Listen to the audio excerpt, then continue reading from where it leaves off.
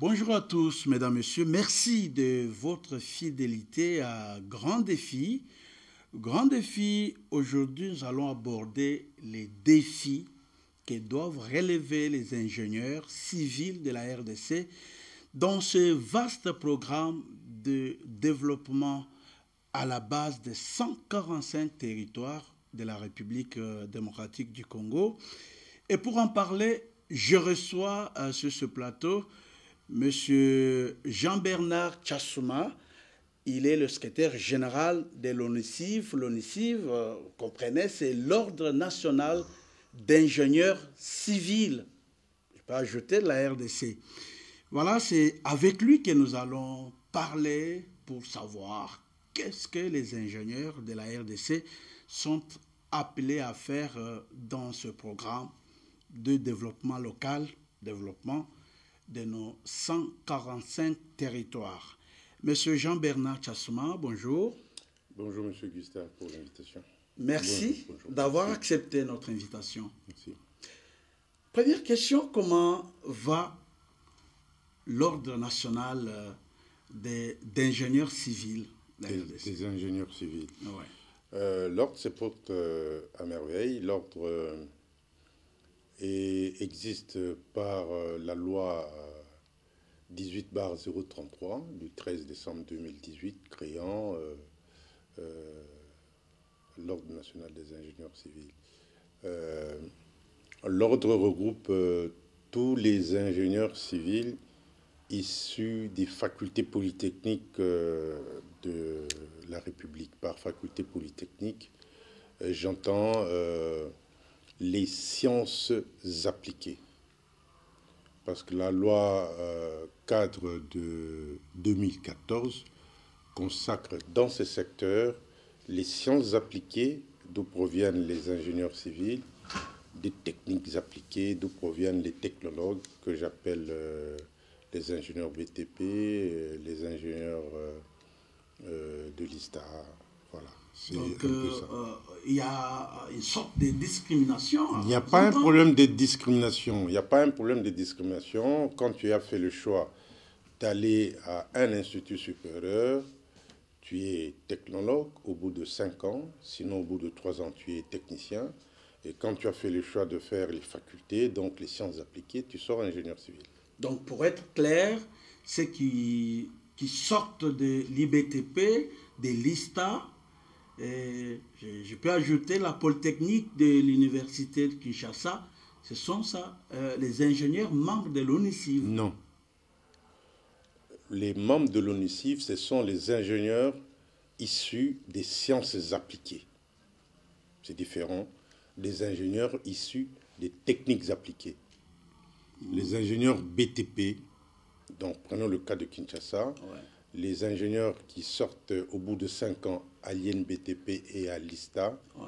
on les appelle les ingénieurs en bâtiment et travaux publics orientation, les ingénieurs de l'ISTA. Au fait, aujourd'hui, la terminologie appropriée, on les appelle technologues. Parce que les ingénieurs civils, donc issus des sciences appliquées, sont gérés par les accords de Washington. Alors que les technologues, donc nos amis de l'IBTP et de l'ISTA, sont gérés par les accords de Sydney. Pourquoi cette séparation? Non, la séparation, c'est dans la quintessence, dans le fondamental même de la terminologie. Donc, les ceux qui ont fait les sciences sont un peu élevés que ceux qui ont fait le technique. Non, nous sommes tous complémentaires dans la mesure où les gens qui font les sciences, ils conçoivent des mécanismes pour régler certains problèmes de la société. Généralement, c'est comme ça que ça se passe. Et les autres mettent en exécution les produits venant de cette conception. Donc, vous êtes complémentaires. Nous sommes complémentaires dans la mesure... je n'aime pas cette discrimination, nous sommes supérieurs. Non. Parce que quand on est sur un chantier, Ouais. Je donne un exercice pratique pour que le public comprenne. Prenons, on doit construire un immeuble. Ouais. Le gouvernement, qui est le maître d'ouvrage, déploie un cahier des charges. Je dis, bon, voilà, moi, mon immeuble, je prends l'aspect construction parce que c'est ce qui est facilement accessible. Je veux un immeuble 10 étages, par exemple. Et voilà mes désirs, il met ça dans un cahier des charges. Dans ce cahier des charges, il lance un appel d'offres, hein, mais avant qu'on arrive à un appel d'offres, au fait, il doit recruter un bureau d'études qui doit mettre en musique son désir qui est contenu dans le cahier des charges.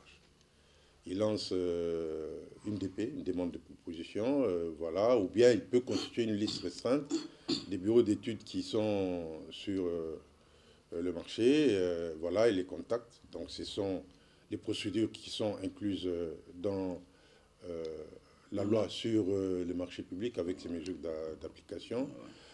Dès qu'il recrute le bureau descend sur le terrain pour prendre les mesures, les levées topographiques, les mesures géotechniques, tout ça, pour essayer de mettre en musique le désir du maître d'ouvrage que le gouvernement.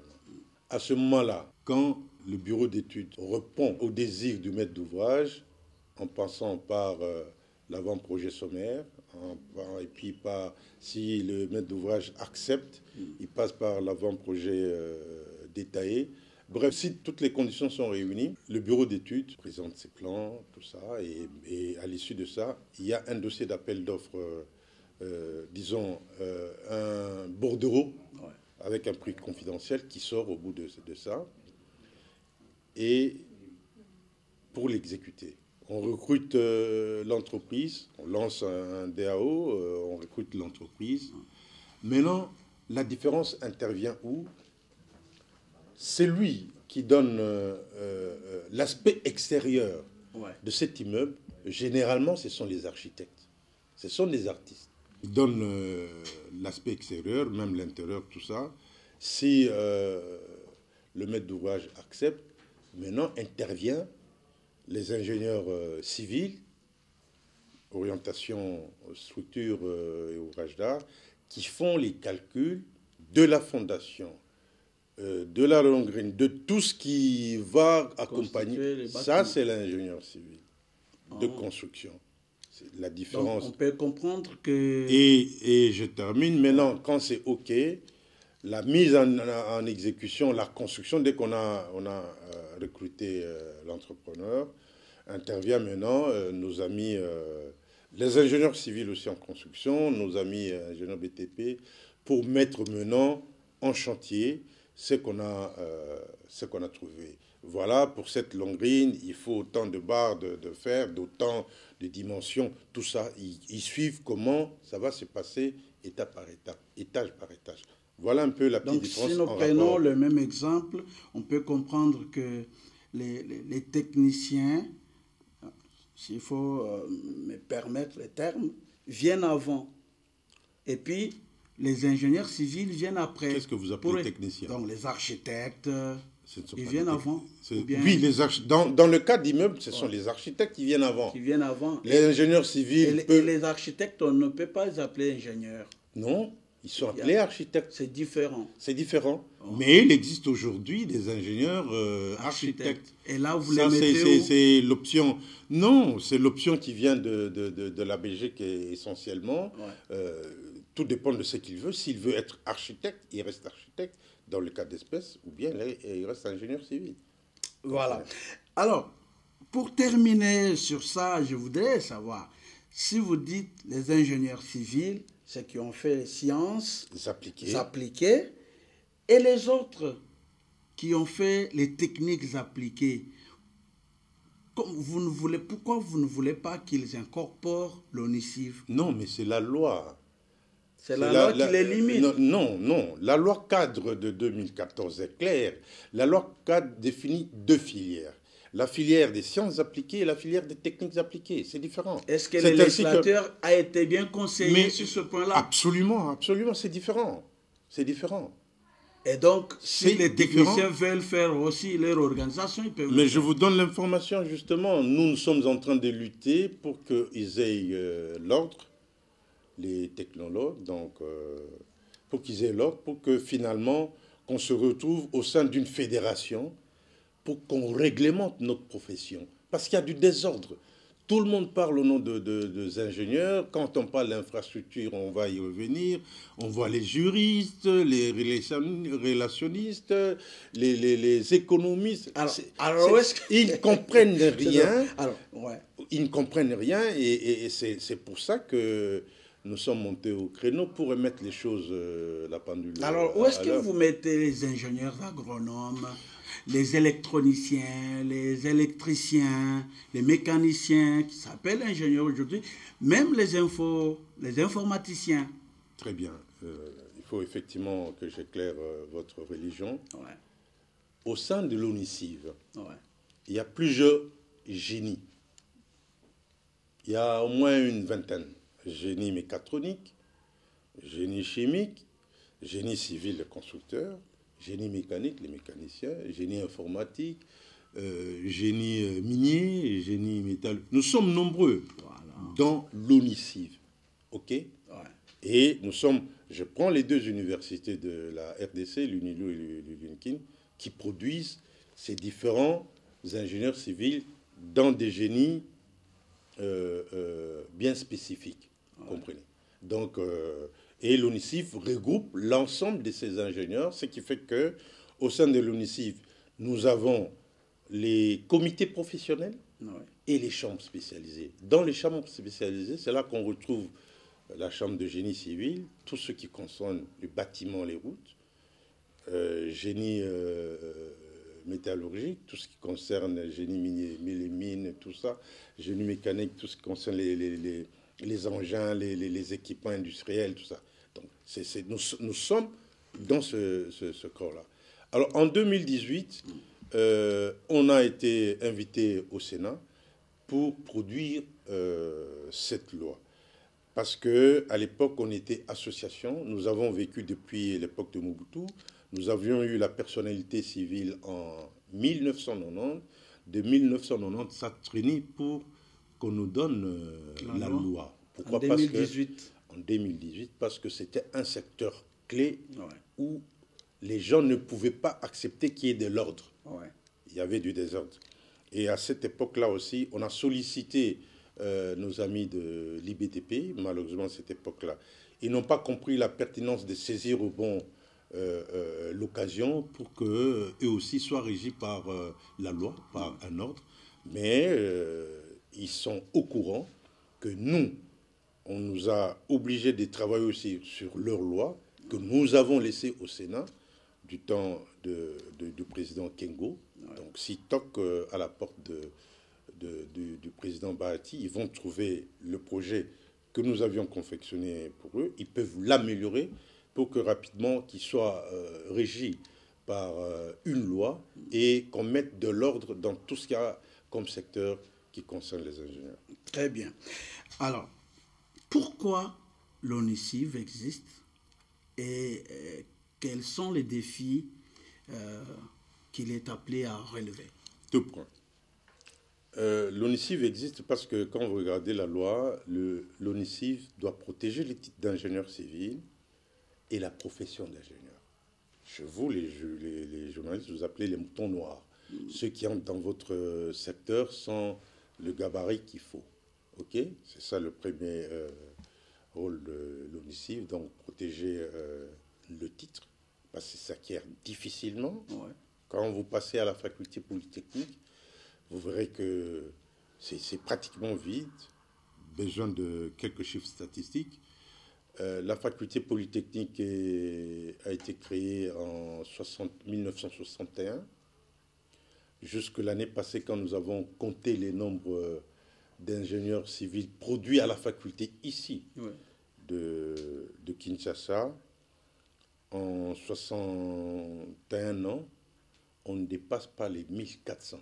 Je ne sais pas si je ne dis pas 140 000, 1 million, je dis 1400 ingénieurs civils. Seulement. 1400. Et si on fait les statistiques en comptant même ceux de l'UNILO, nous sommes autour de 4400 sur 60 ans.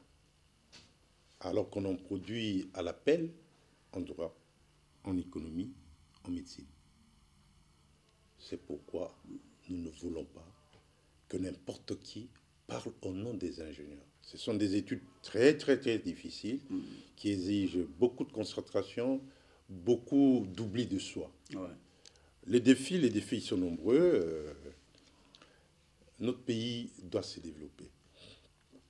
Ceux qui ont compris l'importance des ingénieurs, je prends les Chinois, ont exigé que pour exercer une fonction au sein du gouvernement, il faut être ingénieur civil. L'actuel président chinois, il est ingénieur civil chimiste. Et au niveau de la Corée du Sud, exactement, on produit les ingénieurs civils là-bas en milliers parce qu'ils ont compris que aucun développement ne peut se faire sans les ingénieurs civils. Vous pouvez tout faire, mettre les économistes, les juristes dans nos secteurs, il y aura zéro. Parce que, en fait, les ingénieurs civils, quand ils sont formés, ils ont une autre lecture par rapport à un phénomène de développement. Ils saisissent mieux que les autres. Je vous donne un exemple. Le professeur Lubunga de la faculté polytechnique a géré les relations humaines à la régie des eaux. Vous comprenez, un ingénieur. Donc, c'est pour vous dire que là où les ingénieurs civils sont, il y a de l'ordre, il y a du pragmatisme. C'est ainsi que nous recommandons aux gouvernants de ne pas abandonner les ingénieurs civils et croire que le développement de la RDC va se faire sans nous. Erreur. Pour preuve, les projets 100 jours, on n'a pas été impliqués, associés. Les 100 pour le PDL, 145 territoires, on n'a pas été associés. Je m'interdis d'entrer dans le détail parce que nous sommes sur le plateau de la télévision. Nous demandons que dans ces genres de travaux, que le ministre du Plan ou le Premier ministre qui pilote ça, qui nous donne quand même un peu de temps, jetez-nous un coup d'œil dans ce plan. Qu'est-ce que vous voyez d'insuffisance à corriger? Et voilà, on le ferait. C'est pourquoi nous nous battons pour que l'article 33 de la loi, qui dit ceci en résumé, que tout grand projet, tout grand ouvrage qui peut venir de l'extérieur ou de l'intérieur doit avoir impérativement l'avis de non-objection de l'Ordre national des ingénieurs civils. Pourquoi? Parce que nous sommes suffisamment outillés. Je vous ai dit qu'au sein de l'UNICIF, il y a plusieurs génies. Ça peut être un secteur qui comprendrait plusieurs génies. Nous avons des experts certifiés qui peuvent dire au gouvernement, ici c'est bon, là c'est mauvais. C'est mauvais pourquoi? Le risque est important, le coût il est exagéré. C'est ça l'objectif. Il faut que le gouvernement, le Conseil des ministres produise un décret en rapport avec cet article 33. Ça va protéger aussi la société. C'est un des rôles aussi de l'ordre. L'ordre professionnel doit protéger la population. L'ordre des médecins, un médecin ne peut pas faire du n'importe quoi s'il n'est pas régi et reconnu par l'ordre des médecins. Alors, qu'est-ce qui traduit, qu'est-ce qui illustre cette négligence de la part du gouvernement de ne pas vous associer dans des travaux? Est-ce parce que vos ingénieurs qui sont à l'OVD, qui sont à l'Office des routes et dans d'autres secteurs ne font pas bien leur travail ou la méconnaissance. Par méconnaissance de l'existence la méconnaissance. Ouais. Mais c'est un secteur où il y a beaucoup d'argent, il y a beaucoup d'intermédiaires, parce que si on s'adresse directement, les gens ne pourront pas y tirer leur compte. Tout simplement la méconnaissance, et c'est ce qui est dangereux. Vous savez, ça fait 3 ans que la loi est là. Nous courons pour être reçus. Vous trouvez ça normal? Le boxeur, Alors s'il vous plaît. qu'il y a une loi qui vous garantit. S'il vous plaît, le boxeur Bakouli qui a eu sa ceinture n'a pas fait longtemps pour être reçu, et par le président de la République et par le Premier ministre. Nous, ça fait 3 ans. Ça fait une dizaine de correspondances. Nous sommes passés par des... C'est anormal. C'est anormal. Vous mettez en musique le projet 145 territoires. Nous suivons à la télé. Vous publiez le contenu, la matrice, des erreurs. C'est anormal. Pourquoi? Vous avez peur de nous affronter. On ne va pas vous demander de l'argent ou occuper vos postes. Non. Encore, non. Vous êtes fils du pays. Nous sommes fils. Nous voulons accompagner le gouvernement dans l'intérêt de la population pour que rapidement le développement arrive. Le projet 145 territoires, s'il est bien exécuté, il y aura la visibilité de son initiateur, le chef de l'État, mais il y aura un développement rapide. Les Congolais, c'est un battant. Il faut le voir à travers les autres pays. Il va créer de l'emploi ici. Vous mettez ces routes, qui soient carrossables, les routes nationales, les routes intermédiaires, les routes de dessert agricole. Il peut quitter Kinshasa, aller dans son village en un clin d'œil. Ils ont de la vigueur, ils vont créer de l'emploi, il y aura de l'activité économique, le pouvoir d'achat va augmenter et les choses vont aller. Donc, il faut qu'ils s'approchent de nous, et ça vraiment au travers de votre chaîne. Si nous sommes suivis, nous implorons les décideurs, le cabinet du chef de l'État. On n'a pas besoin que le chef de l'État nous suive, nous reçoive. Il a des services spécialisés pour ça, même le Premier ministre. Mais il faut qu'ils nous écoutent pour que nous puissions les accompagner afin que ça réussisse. Aucun développement n'a été réussi sans les ingénieurs. Informez-vous, lisez les bouquins, les ingénieurs. Il semble, je n'ai pas l'information, mais il semblerait que Macron a compris que la nouvelle Madame Premier ministre est passée par les facultés polytechniques, parce que nous sommes pragmatiques. Nous ne sommes pas des rêveurs, nous ne sommes pas des philosophes. Quand c'est un, c'est un. Quand c'est deux, c'est deux. Alors, parce que nous sommes déjà dans ce programme vaste de 145 territoires, vous dites que vous l'avez suivi à la radio, dans les médias, et au niveau de l'ONICIF, comment vous avez accueilli ça? Nous avons accueilli positivement parce que notre problème, c'est le développement. Et surtout encadrer les titres d'ingénieur et la profession d'ingénieur. Il y a beaucoup de nos jeunes ingénieurs qui terminent, qui sont sans emploi. C'est anormal. Un Premier ministre ne peut pas rester tranquille s'il apprend qu'il y a une centaine d'ingénieurs qui chôment. Ça n'a pas de sens. Encore dans un pays sous-développé. Je vous ai dit que la faculté polytechnique a produit sur 60 ans 1400. Vous divisez sur 60, ça fait combien d'ingénieurs? Ils ne peuvent pas chômer. Ça ne s'explique pas. Ça ne s'explique pas. Et quand nous voyons et la matrice et les contenus, l'approche n'a pas été très pragmatique. Je prends un exemple. Quand vous voyez la matrice de ce PDL, dans chaque territoire, c'est le même montant. Je crois environ 10 millions. C'est qu'on n'est pas entré à l'intérieur. Pourquoi je dis ça? Parce que lors comment on appelait ça, le projet de l'ex-président Kabila, 5 chantiers, ouais. Et la suite programme de la révolution de la modernité, ouais. Il y a eu un programme exécuté par l'ex-premier ministre Matata Ponyo, exécuté par le BSECO. Et 1000 écoles. 1000 écoles, centre de santé. On a construit. Le BSECO a construit. Là, c'est opérationnel. Vous étiez associé au moins. J'ai été consultant au BSECO à cette époque. Ah, d'accord. Donc le projet PRIS qui concerne les écoles, le projet PES qui concerne les centres de santé, tribunaux de paix, j'ai participé. Ça existe. Les bâtiments sont là, équipés.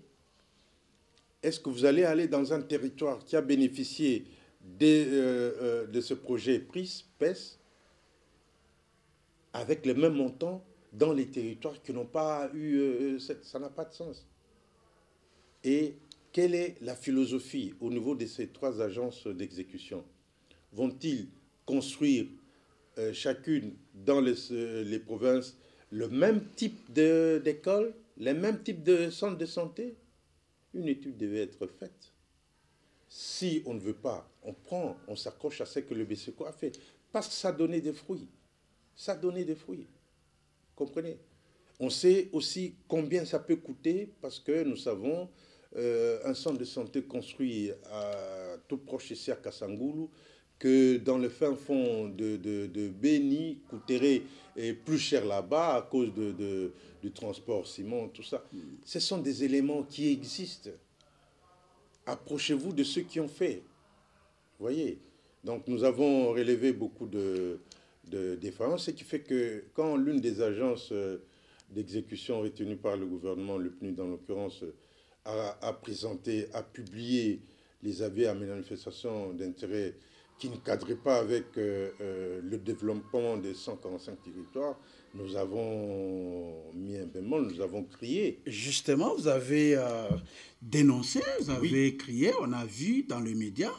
Alors, je me pose, et je vous pose cette question, comment le PNUD s'est retrouvé là, alors que c'est un programme congolais, et qu'est-ce qui a fait que le PNUD puisse déjà lancer des avis au détriment des ingénieurs congolais? Non, c'est pas ça. C'est pas ça. Le gouvernement, dans sa, comment je peux dire, dans sa discrétion, a décidé sur des éléments qu'il avait en main de choisir les 3 agences. Le BCECO, le Bureau central de coordination, le PNUD et la cellule de financement des États fragiles. Cette question s'est à poser au gouvernement. Pourquoi les 3? Pourquoi le PNUD? Pourquoi pas une autre? Pourquoi ne pas créer une autre? Ça, on ne sait pas, c'est à eux de justifier ça.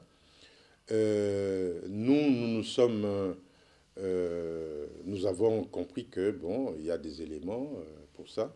Peut-être ils ont choisi PNUD parce que sur les 1,7 milliard de fonds destinés à ce programme, qui aurait peut-être l'apport des bailleurs extérieurs, et les bailleurs extérieurs préfèrent une institution internationale pour veiller à la bonne gestion de ça. C'est bon. Nous, on ne refuse pas. C'est même le contenu de notre correspondance. Mais nous ne voulons pas que le PNUD s'arroge le droit, comme il l'a dit dans son avis à manifestation d'intérêt, qu'il recourrait aux entreprises, aux bureaux étrangers, bureaux d'études étrangers et à la consultation extérieure sans l'accord, même pas du gouvernement ou de quoi que ce soit. C'est parmi ces procédures. C'est là que nous avons dit non. Nous avons dit non pourquoi? Parce que nous avons dit non pourquoi. Ils sont les premiers à dire que le taux de consommation de l'argent de différents projets est faible. C'est pourquoi ils font recours à l'extérieur.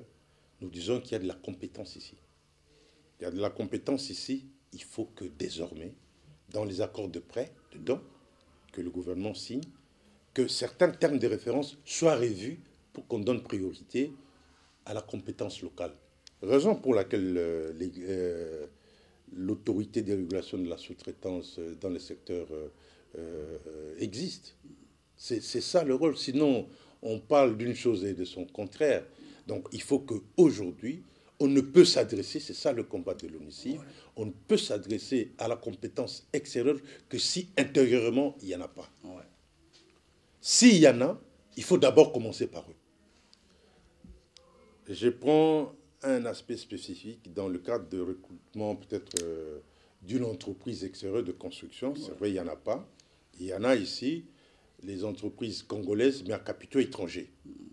Il faudra, dans les accords de prêt, s'il faut dedans ou tout ça, il faut dire que si on est obligé de recourir à une entreprise de construction extérieure congolaise à capitaux étrangers, il faut qu'on assure le transfert des technologies. Pour que de sorte que, quand le Congolais nanti comprendra qu'il y a de l'argent dans ce secteur-là, il crée son entreprise, il faut qu'il trouve au niveau local de la compétence qu'ils ont eu à bénéficier avec les entreprises extérieures. Aujourd'hui, les Congolais ont beaucoup d'argent. Vous savez dans quel secteur ils investissent? Dans la musique, dans ce qui est éphémère. Et pourtant, investissez dans les bureaux d'études, dans les entreprises de construction, que nous ayons des entreprises congolaises à capitaux congolais, l'argent restera ici au lieu que l'argent à l'extérieur. Donc, pour revenir au PNUD, nous dénonçons. Et c'est ainsi que nous avons demandé au ministre du Plan, qui est le patron de ce PDL, que le PNUD rapporte ses avis à manifestation d'intérêt, qu'on introduise.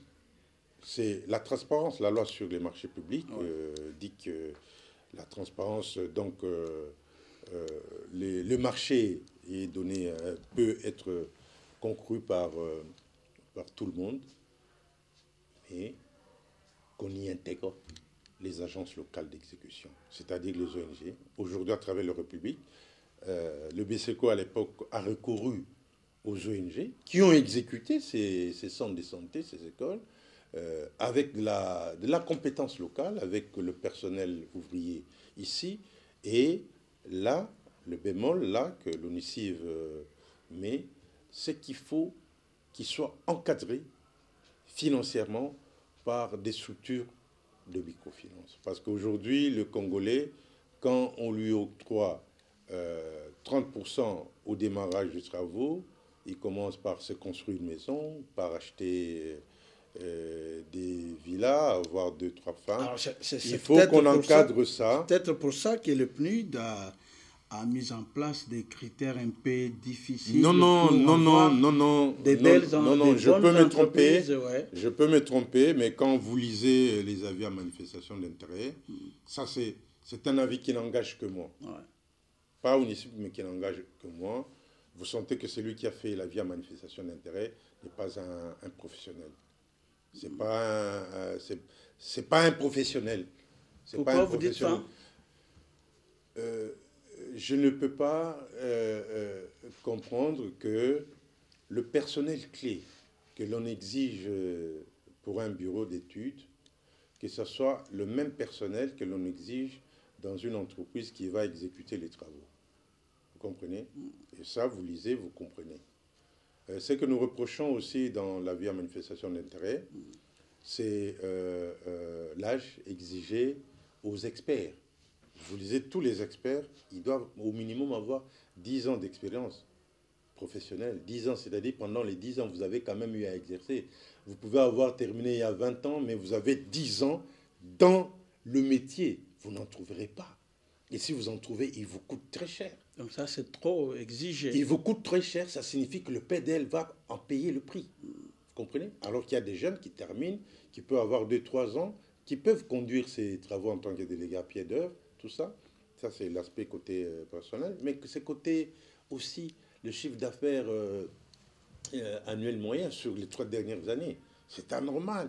Il y a eu Covid, il y a eu confinement. Comment vous allez demander à une entreprise qui est restée à la maison, dont le personnel à la maison, l'activité économique a été réduite, d'avoir sur les 3 ans, ça signifie 2020, 2021, 2020, 2019, un chiffre annuel moyen de 2 millions. Donc, il faudrait qu'annuellement, qu'il ait eu comme chiffre d'affaires de 2 millions à Ozonwapi. Donc, qu'est-ce que vous craignez? Nous craignons, parce qu'il n'y en a pas. Je donne ma main à couper aujourd'hui avec confinement. Il peut y avoir, mais ce sont les entreprises congolaises à capitaux étrangers, les Chinois, les Indiens. Ils peuvent avoir ces chiffres d'affaires, mais pas les entreprises congolaises à capitaux congolais. Donc ce sont des manœuvres. Donc, non, à ce moment-là, on donnerait priorité aux entreprises congolaises à capitaux congolais. Qu'est-ce qu'on aurait fait? Parce que ce sont des entreprises qui payent des miettes aux experts congolais. Et pourtant, ce sont les experts congolais qui font le boulot.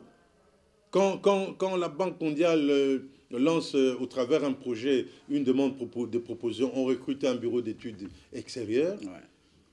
Dans le personnel clé, vous verrez que ce sont on recrute peut-être les Congolais, mais lors de l'exécution, s'ils gagnent le marché, ce n'est plus le même personnel à qui on recourt.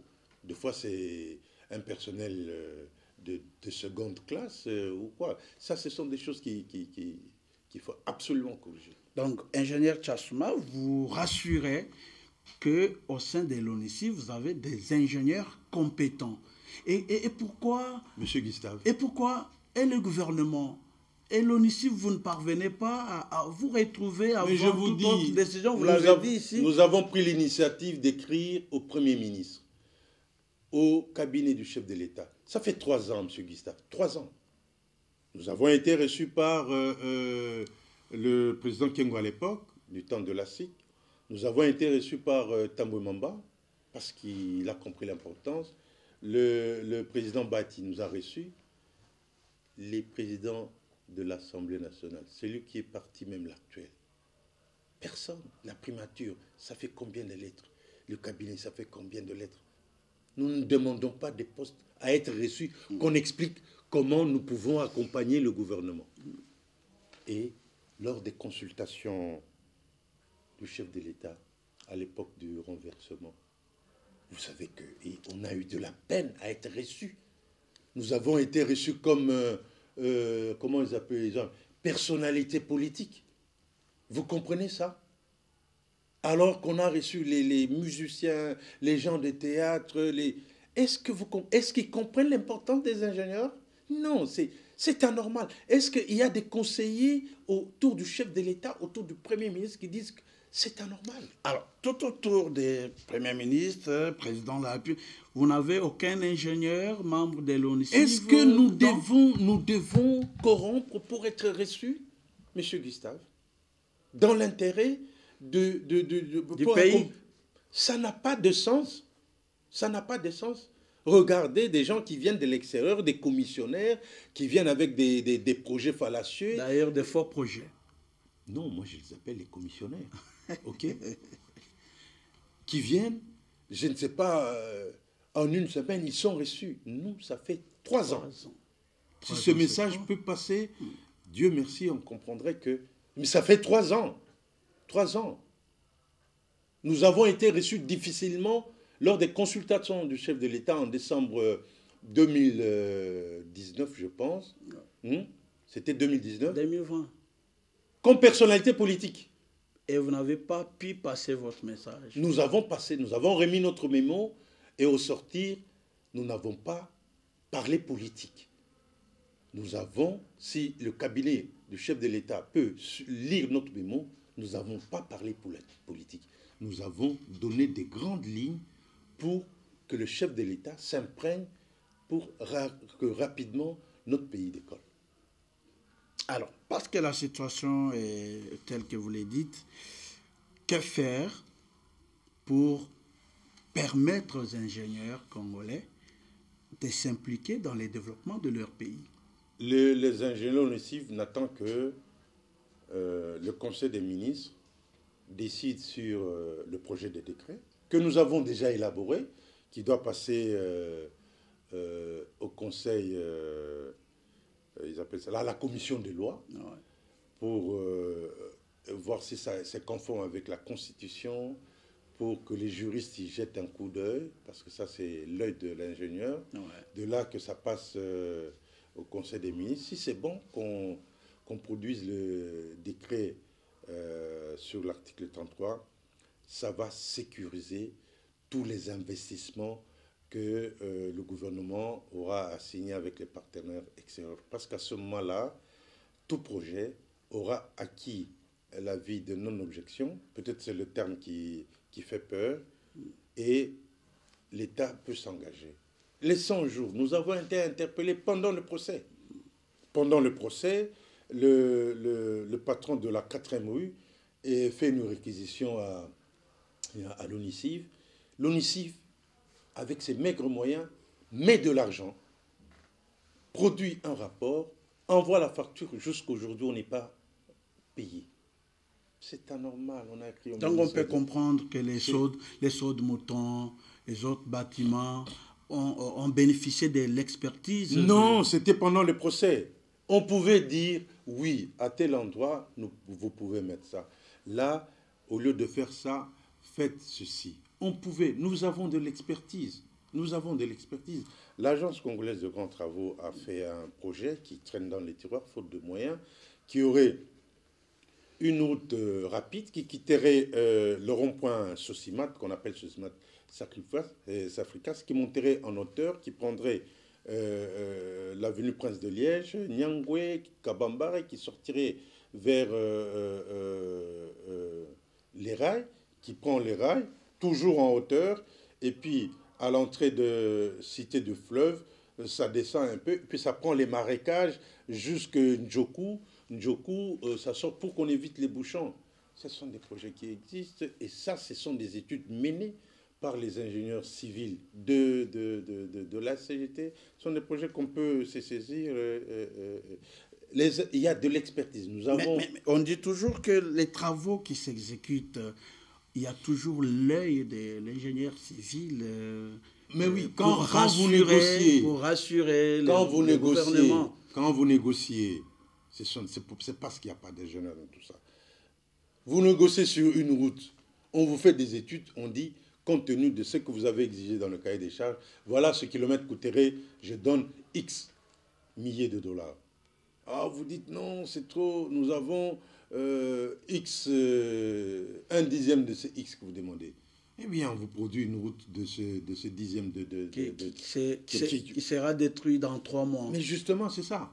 Parce que c'est lui qui a conclu ce marché, ce n'est pas un professionnel qui n'est pas de l'ENOCIF. Lui, son problème, c'est sa commission, avoir de l'argent et partir. Point barre. Est-ce que vous pouvez vous poser la question, toutes ces constructions qui se font ici il n'y a pas l'œil de l'ingénieur civil. Déjà l'ingénieur civil, l'architecte, doivent avoir un œil dans l'octroi du permis de construire. Ouais. La loi est là. Le haut ministère de l'Urbanisme et Habitat, on veut dématérialiser. Ça signifie, vous, Gustave, vous avez besoin de construire quelque chose. Vous n'êtes pas obligé d'aller dans les services de l'habitat. Vous consultez un architecte ou un ingénieur qui est reconnu au niveau de tableau de l'ONA, du tableau de choses, de son bureau. Il fait tout ce qu'il faut. Vous payez ce qu'il faut. Si tous les calculs sont corrects, tout ça, en un temps record, je crois qu'on veut dépasser, qu'il ne faut pas qu'on dépasse, je ne sais pas, je peux me tromper, 21 jours, parce qu'avant ça prenait des mois, on ne le fait pas. Mais ces deux personnes doivent, architecte et ingénieur, doivent participer à la commission d'octroi de permis. Est-ce que nous avons déjà été invités? Les permis de construire se donnent comme ça. Pourquoi? Parce que c'est une histoire de gros sous.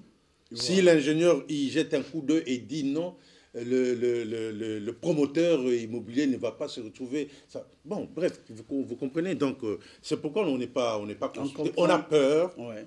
On a peur que si l'ingénieur, l'architecte, il jette un coup d'œil, beaucoup de gens ne vont pas s'y retrouver. Mais malheureusement, le gouvernement, le pouvoir est obligé de passer par nous, qu'on les accompagne pour préserver les intérêts de la population. Monsieur Jean-Bernard Tchassouma, oui. Nous sommes arrivés à la fin de notre émission. Vous avez un mot? Le mot, c'est de remercier, de nous avoir invités pour apporter la lumière dans ce secteur.